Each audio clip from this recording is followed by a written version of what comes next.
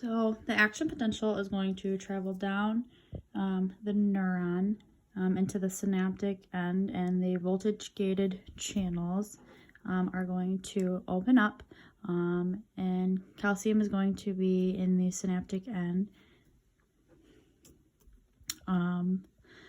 The calcium is going to cause fusion of the vesicles and the exocytosis of the acetylcholine, and the acetylcholine is going to be released into the synaptic cleft. The acetylcholine is going to bind to the receptors in the motor end plate, and the binding of that is going to open up the ligand gated channels here. So that will allow sodium to be released into the muscle cell, which is going to add positive charges and depolarize the membrane. So the depolarization of the membrane on the muscle sarcolemma is going to allow the voltage gated channels to open, and the action potential is going to propagate across the sarcolemma throughout the channels, and it is going to travel down into the T tubule here, which is going to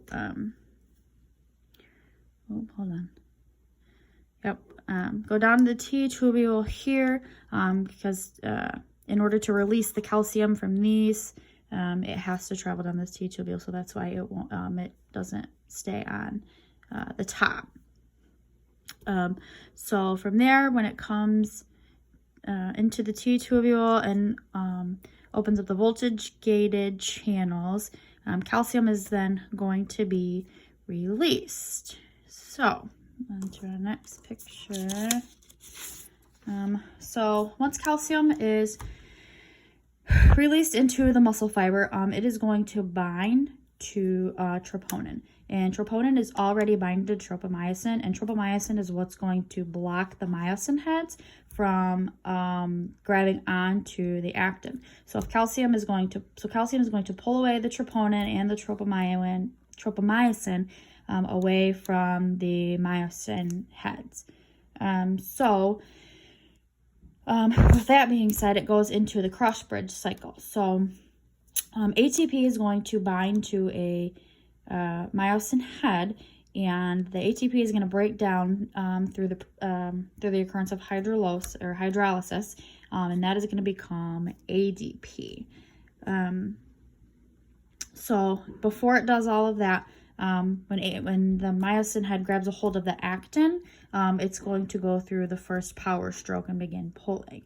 So through this whole process of the cross bridge cycle and the myosin grabbing onto the actin is what's going to cause the sarcomere to shorten, which is going to be your muscle contraction. So to stop this muscle, what's going to stop this muscle contraction is your action potential back here in this neuron is going to stop. So there's two different ways that it can be removed from the synapse. The first way is from the acetylcholine esterase enzyme, and the second way is it will just diffuse across the synapse.